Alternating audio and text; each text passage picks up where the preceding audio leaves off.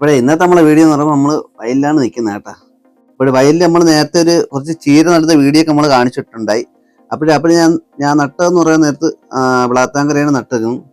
ബ്ലാത്താങ്കര ഒരു പ്രത്യേകത എന്ന് പറയാത്ത നമുക്ക് എല്ലാവർക്കും അറിയാം. ഇപ്പോൾ നല്ല ട്രെൻഡിങ് ആയിട്ടുള്ള വരുന്നൊരു ചീരയാണ് നമ്മളെ ബ്ലാത്താങ്കരയ്ക്ക് പെട്ടെന്നൊന്നും പൂക്കത്തില്ല.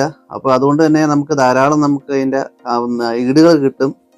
നല്ല രീതിക്കുള്ള നമുക്ക് പറിക്കാൻ പറ്റും എന്നാണ് അതിൻ്റെ വേറൊരു പ്രത്യേകത. നമുക്ക് നല്ല ലാഭകരമായൊരു ചീരയാണ് നമുക്ക് ബ്ലാത്താങ്കര. ഇപ്പോൾ ഞാൻ ഇവിടെ ചേരിക്കുന്ന പറയുമ്പം ബ്ലാത്താങ്കരയുണ്ട്, അതുപോലെ നമ്മളെ സുന്ദരി ചീരയും ചേറ്റുണ്ട് കേട്ടോ. സുന്ദരി ചീരയുണ്ട്, നമ്മളെ പാൽച്ചീരയും ചേറ്റുണ്ട്. ഈ രീതിക്കാണ് നമ്മൾ ചീര ചെയ്തിരിക്കുന്നത്. അപ്പോൾ നേരത്തെ നമ്മൾ ചീര ഒരു വീഡിയോ നമ്മൾ നേരത്തെ ചെയ്തിട്ടുണ്ടായി. എങ്ങനെയാണ് നമുക്ക് ചീര പാവുന്നതും നമുക്ക് ഉറുമ്പ് കൊണ്ടുപോകാതെ എങ്ങനെയാണ് ചെയ്യാനുള്ളൊരു വീഡിയോ ഒക്കെ നമ്മൾ ചെയ്തിട്ടുണ്ടായി. അപ്പോൾ അതിലൊക്കെ നമുക്ക് നല്ലതായിട്ടുള്ള റിസൾട്ടാണ് നമുക്ക് കിട്ടിയിരിക്കുന്ന പറയുമ്പോൾ നമ്മൾ ചെയ്തിരിക്കുന്ന പറയുമ്പോൾ ഞാൻ പല വീഡിയോയിലും പറയുന്ന പോലെ നമുക്ക് ചീര പാവാൻ നേരത്ത് മണലും ചീരയും കൂടെ ഒന്ന് കൂട്ടം കൂടി ഇരിക്കാൻ വേണ്ടിയാണ് നമ്മൾ ആ രീതിക്ക് നമ്മൾ മിക്സ് ചെയ്തതിന് ശേഷം നമുക്കുള്ള തടത്തിലേക്ക് നമ്മൾ പാവുകയാണ് ചെയ്യുന്നത്.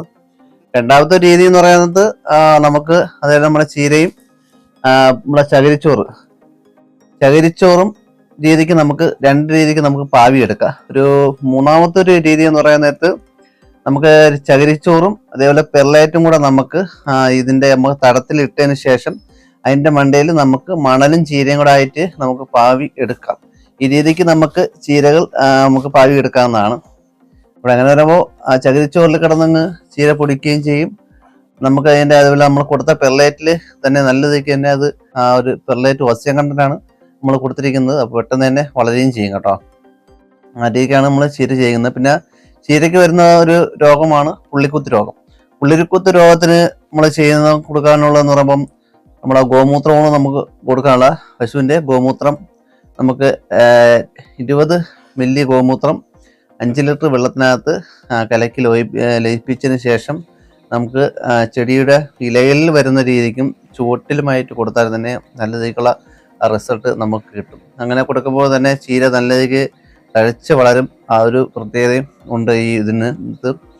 പിന്നെ നമുക്ക് ചീര കട്ട് ചെയ്യണം. ചീര കട്ട് ചെയ്യാൻ നേരത്ത് നല്ല രീതിക്കുള്ള ഷാർപ്പായിട്ടുള്ള കത്തികൾ ഉപയോഗിക്കുക.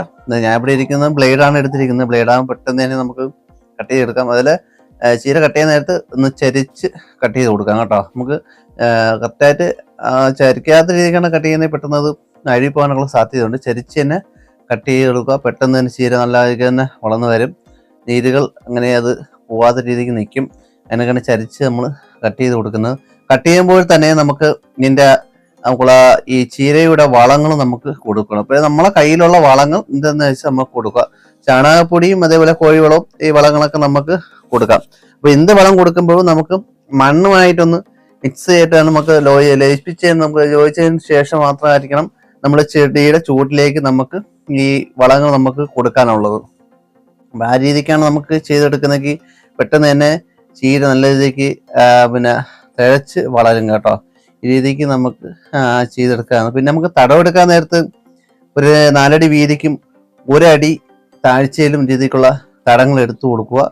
നടാൻ നേരത്ത് തടവെടുത്ത് നമ്മൾ ഈ വളങ്ങളെല്ലാം നമുക്ക് കൊടുത്തതിന് ശേഷം അതേപോലെ എല്ലുപൊടി ചാണകപ്പൊടി നമ്മളുള്ള വേപ്പിണ്ണാക്കൊക്കെ വളങ്ങൾ കൊടുത്തതിന് ശേഷം ഒരു ദിവസം നമുക്ക് വെള്ളം ഒഴിച്ചതിന് ഇട്ടിട്ടായിരിക്കണം നമുക്ക് രണ്ടാമത് നമുക്ക് ഈ ചീര നമുക്ക് പായി കൊടുക്കാനുള്ളത്.